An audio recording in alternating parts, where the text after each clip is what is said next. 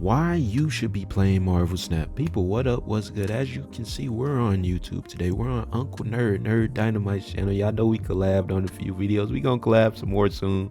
We supposed to have some more videos coming out, but I forgot to text you, nerd. I'm sorry, man, but you put out a very interesting looking video today. Why you should be playing Marvel Snap. Marvel Snap's a dying game, question mark. Yeah, man, I mean, you guys, if you haven't seen, like, it was either from November to December or October to November. The Steam player base actually dropped a significant amount.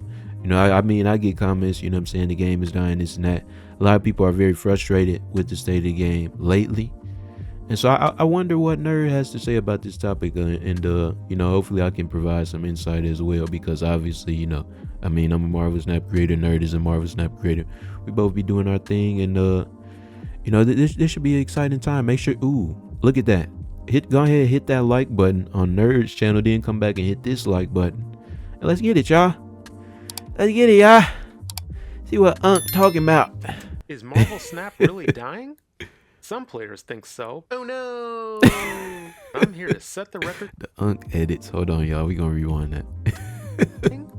Some players think so. Oh no! I'm here to set the record straight.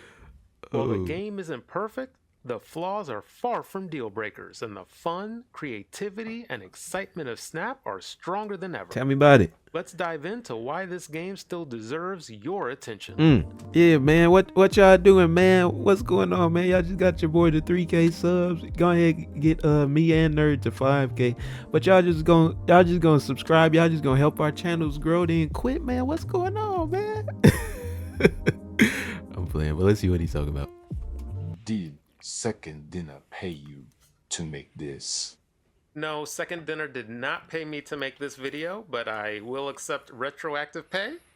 This video is... You know what, man? Why y'all you guys, if we didn't like playing the game, we wouldn't make videos on it.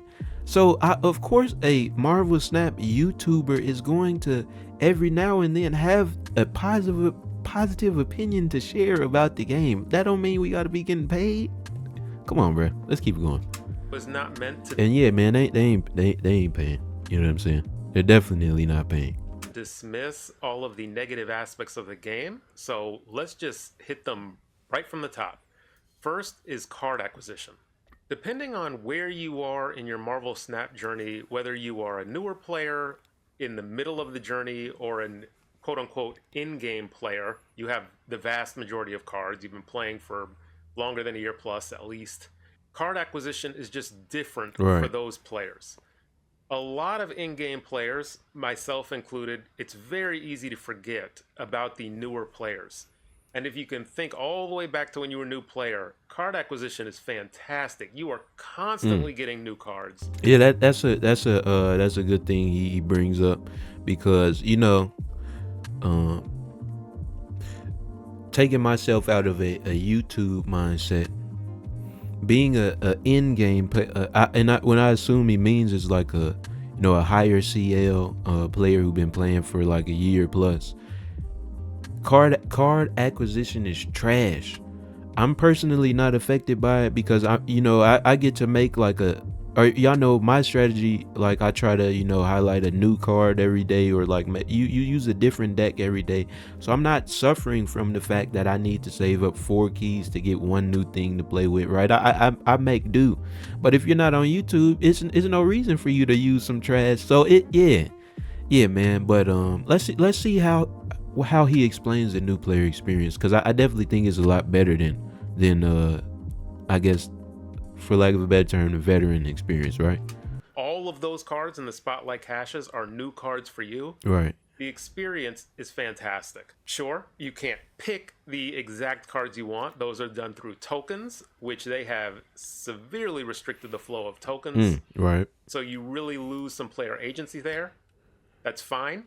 You can I mean, if he may or may not bring this up, of course you get what, like the free series 3 every month. So I mean, you can pick to an extent, but I understand what he's saying. Because you're getting so many new cards, you can kind of make do. Right. One thing this channel is designed to do is speak to players about how to navigate Right. with the cards you have, how to create fun decks, and that you don't need to be playing some super sweaty meta deck to climb and succeed. And that's why he does a great job, and that's why you should subscribe to my guy Nerd Dynamite if you haven't already. For players in the mid game, things get So a yeah, little so he's transition to the mid game. Yeah, the early game experience is great, man. All the way up until your series 3 complete, like you're getting new cards every single day. So yeah, it's pretty good. Like I tend to forget how long that lasts. Probably a few months, because I mean, with your missions and stuff, you only have so many credits you can get on a daily basis. But I mean, yeah, that I will say that the card acquisition for a new player is good. Let's see what he has to say for the mid level though. a bit more difficult. You start to get a slow drip of new cards, especially after you complete Series 3. So it just becomes, it feels less fun based on where you were just at, unlocking a ton of new cards. Right. And I remember going through this journey myself, and it was tough. My path forward through that period was to select the deck, main that deck, and save all of my resources. That way, when I come out the other side and become an in-game player, I now can pick and choose what cards I want, what spotlights I Right. get. I can use tokens. I have all of the resources I need, and that's not because I'm a whale. I get most season passes, not 100% of them, but you're still able to navigate this section as a mid-level player. And for players like me in the in-game, Let's talk about the mid level a little bit. Yeah, and you know what, you guys, I wasn't around that area. I guess if you got to put like a collection level number to it, what would that be, like 3,000 to like 6,000-7,000, where you're finishing up a series or pool 3, whatever it is.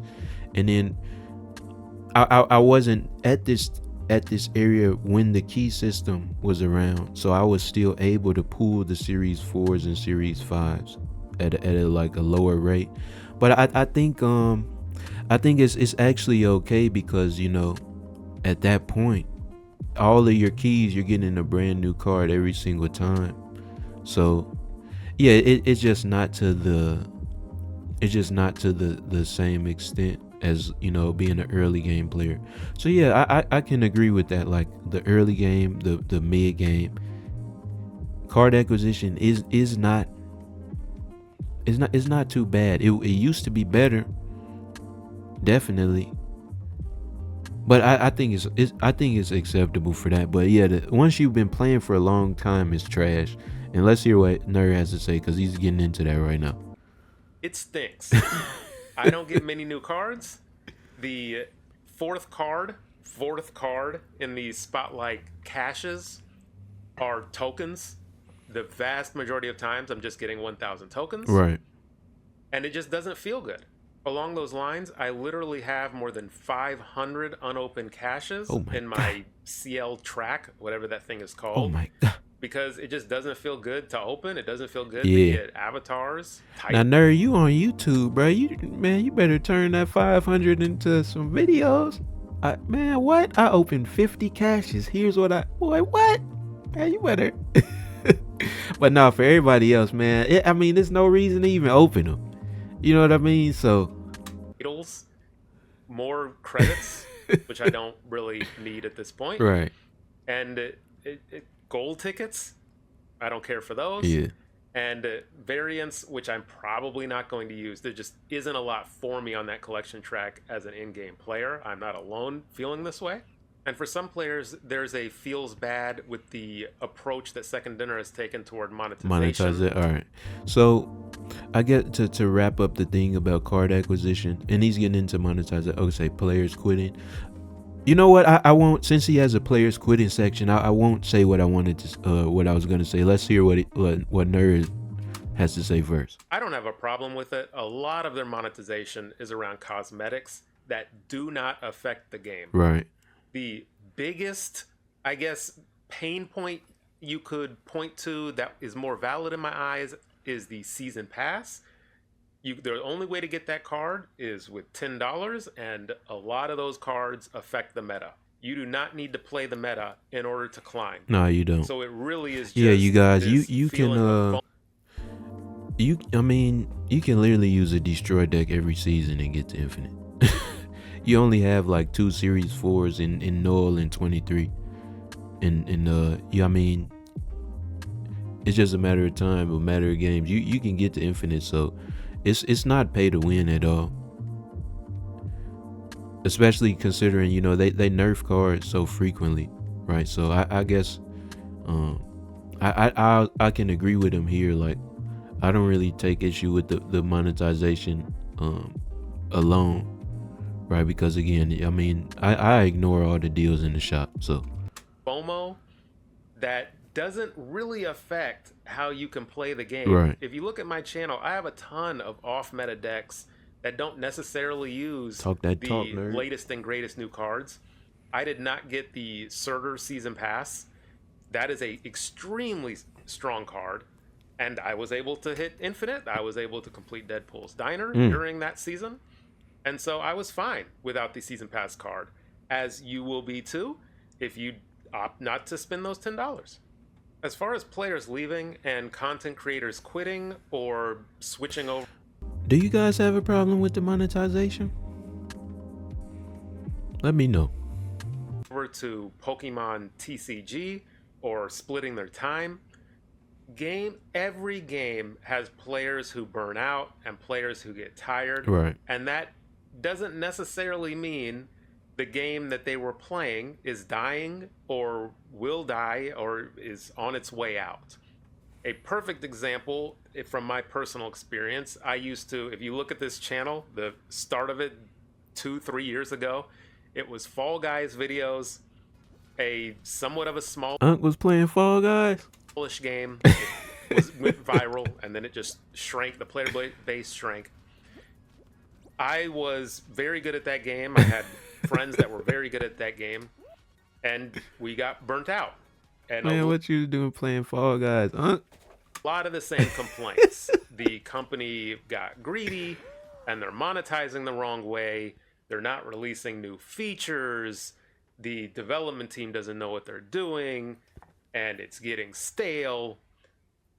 You recognize a lot of those same complaints, and that the game is still around, it's still thriving, because it provides a very unique gameplay experience. So to shift a little bit into the positive with Marvel Snap, this gameplay experience is fantastic, and you really can't it hasn't been replicated one-to-one anywhere else. There will always be competitors in the card game space, right? There's Hearthstone. Right. There's something called Mythgard. There's, of course, Pokemon TCG. There's something called Ascension. And the closest ripoff is Tempest Towers of Probaccio. Am I saying that right? That is just about a one-to-one direct copy of Marvel Snap. Same gameplay mechanics, very similar cards. So he transitioned to other games. So on players quitting. Yeah, sure. Every game does, go through, I guess, the cycle that he brought up. But I guess I disagree in with what he's saying, in the sense that cycle where, you know, people begin to complain about the developers' decisions and all that. Like, that does kill the game. You know, when there's nothing to like people will naturally get bored of a game and quit it, but when there's like no new features to like grab newer players, if everybody's leaving and nobody else is coming in, like that is how games die. Like, I guess for an example, like, but then again, if you do have a good product, which Nerd did bring up, like a solid game, you know, where the gameplay is good and it can be replicated, but it's not.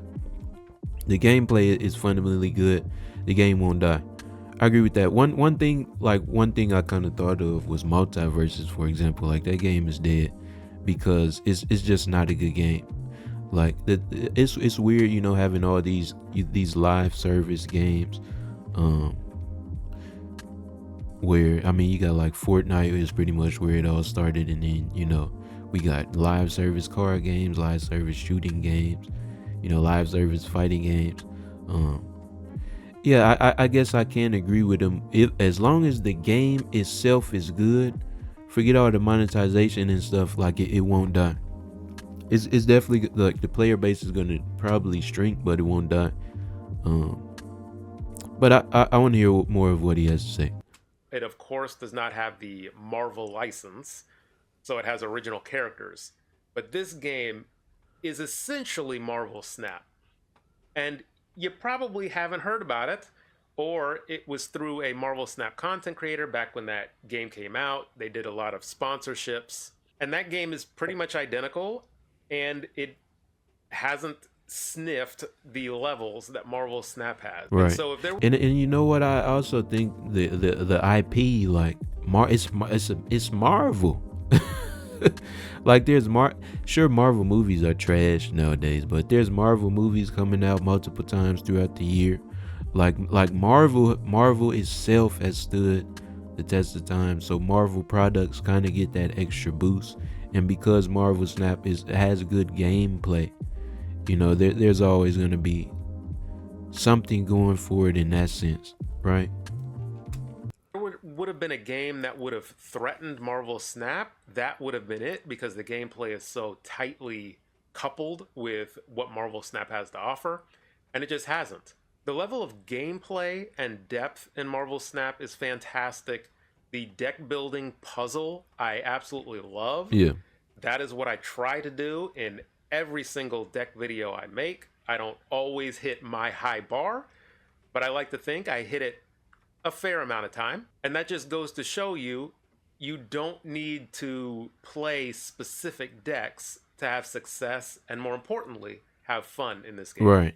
Yeah. And that's another thing. Like, you got, like, I'm similar to Nerd, bro. Like, I've been using a different deck every day since I started posting videos on the game. Like, you can't do like and I'm not a card game expert. You know, I've only played like a little bit of you know, a little bit of Pokemon, a little bit of MTG, but you can't, like, from what I understand, from a card game perspective, like you just can't do that. Like, you can't have something different to use every single day in any other card game, right? So I definitely agree with him right there. Different types of players. There are the returning players, the Right. players that have stopped playing for a period of time and want to come back and return.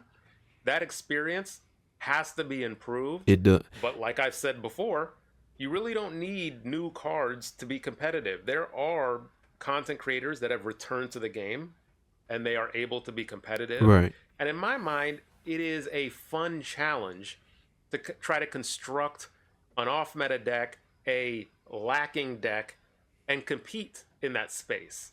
One of the things I like to regularly do is to craft Series 2 decks. And that doesn't include, clearly, Series 3 cards, Right. even, let alone Series 4 and 5. And I like to show how competitive those can be. Of course, they are lacking decks. I never try to fool anybody. But you can be competitive, Yeah. you can climb, and you can win. There are in-game players who I don't think have anything to complain about. If you're an in-game player and you've been somewhat smart with saving your resources, you can get every single card you truly want. I'm in a perfect position to get it. I have more than enough tokens saved up, which I hoard like I'm a dragon. I usually have at least 8 keys that can go down depending on my luck and depending on how many cards in a row come out that I want.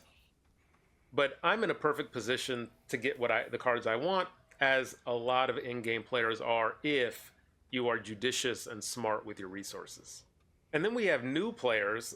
I see a lot of them. I want to talk about the returning player. I guess I don't know how to articulate it the way I want to, but I guess the like you're a returning player, meaning you left the game because you had an issue with something about it. Um, sure you can still like build and win with the deck, even missing a few months of the game, but yeah, it's not it's an even worse experience as a returning player than a player who's like still like who's been playing. He talked about how that experience needs to be improved. I wonder how, right? I don't have all the answers, y'all, clearly, right? Are watching my videos, leaving comments, and they have a wildly different experience for some of the reasons I've covered before. And also, like, everything's new and you're still learning, Yeah, and PP got that gold chain on. He got it tucked. He got it tucked, but I see it.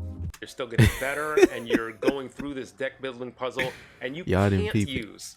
you can't net deck and you can't use meta decks. So you really do see that, oh, I can be competitive and I can climb with my substandard deck. Now, a lot of the losing newer players have is due to game knowledge, which sometimes is tough to see because you see on your opponent playing all these fancy shiny cards and you going, man, I just lost to this new Series 5 card, when that isn't actually why you lost. Everybody loses. It's snapping and retreating, which is more important, and you just don't know how to snap and retreat properly to maximize your cube gains. But once you gain that game knowledge, you're now in a much better position to snap and retreat with your quote unquote substandard Man, I got the game knowledge, and I still can't do that. deck, your Series 2, 3, sometimes even Series 4 and 5 cards are in there because, again, you're unlocking cards through the Spotlight caches. You will really start to see improvements and see that you can win. And then as you transition, the trick is not to get caught up in chasing the meta and chasing the latest and greatest, which I know is tough. You see a lot of videos, as do I, like, this is the best new deck. These are the top meta decks. This is what you should be using. Don't buy into it. You don't need to use those decks. I recently made a Yeah, I mean, it's clickbait, y'all. Look, man. I don't want to say nobody wants to clickbait, right? Well, we be lying in these titles, y'all. You have to. It's not good to do like here. Not everybody's gonna make a YouTube channel, so not everybody's gonna like learn how the algorithm works. But if you say like this is good versus this is the best in the title, your video will get pushed more. So yeah, man, don't be listening to all these titles, just especially mine. But still click on the video, watch and enjoy the gameplay, enjoy the personality, right? video on Deadpool's Diner where I used a Phoenix Force deck that has a 40% win rate, but I was able to beat that mode completely. I was able to get a bunch of conquest tickets, and Phoenix Force will never be meta. Right. It's a little bit difficult to pilot, and it's very inconsistent, so not a lot of people have patience for it. That goes to show you, you don't need to play any type of meta to be good, and it's just not forgetting that as you get more cards in your collection. So what makes Marvel Snap so fun and why you should be playing it? It is truly a unique game experience, and you do not have to play certain decks to quote unquote win. The big thing that sets Marvel Snap apart from all of these other mobile card games is the snap and retreat mechanic. In almost every other card game, Pokemon TCG included, it is just, did you win or did you lose? Period. And that is how you climb or gain or earn whatever you can. In Marvel Snap, it is not about win rate. It is about snapping and retreating.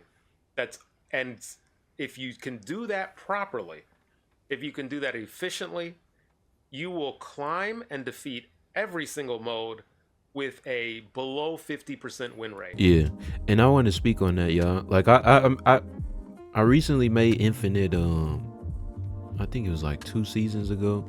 Honestly, you guys, and I didn't even really speak on it, but you guys, I'll lose like 4 or 5 games in a row again, because here's, you always got to remember, you guys, there's bots in ranked. So you can lose a good 4 or 5 games in a row, or you can just go 50-50 against humans, and then as soon as you fight a bot, snap for 8 cubes, snap for 4 cubes, keep going 50-50, snap for 8 cubes, keep going. You know what I'm saying? You're going to get there eventually, no matter what you're using. So yeah, man. Yeah. And in any other game, if you have a below 50% win rate, you are not going to be good in that game. No. You're not going to be high ranked in that game. But in Marvel Snap, you can be high ranked with a 40% win rate. So what that means is the game is only as stale as you allow it to be. You don't need to play the meta. You can play any deck you want to. Well, not any deck. The decks do have to have some amount of power. But again, my channel does a fantastic, am I being too biased? Does a fantastic job of showing decks that can be very competitive. That is why I have Shang-Chi, truth be told, in a lot of my decks, because they aren't as powerful as the meta. But Shang-Chi is the great equalizer. He nullifies all of that power and he's in free. one lane, and then I just have to focus on winning another. You only have to win 2 lanes. So this is why Marvel Snap will always be fun for a lot of players, because you do not have to play certain decks, where a lot of these other games you really have to, because you have to win. There is no snapping and retreating, and your losses count for less than your wins if you're snapping properly. A loss is a loss is a loss in these other games. Marvel Snap does have some flaws, but those flaws are not in the actual gameplay. It's everything else that is around that gameplay. And while yes, that can ultimately lead to a game's demise, I know the team at Second Dinner, they really care about the game. Why wouldn't you? They want the game to succeed. And so they are definitely looking into addressing some of the pain points that the players are experiencing. But otherwise, I'm having a blast with the game. I continue to have a blast with the game.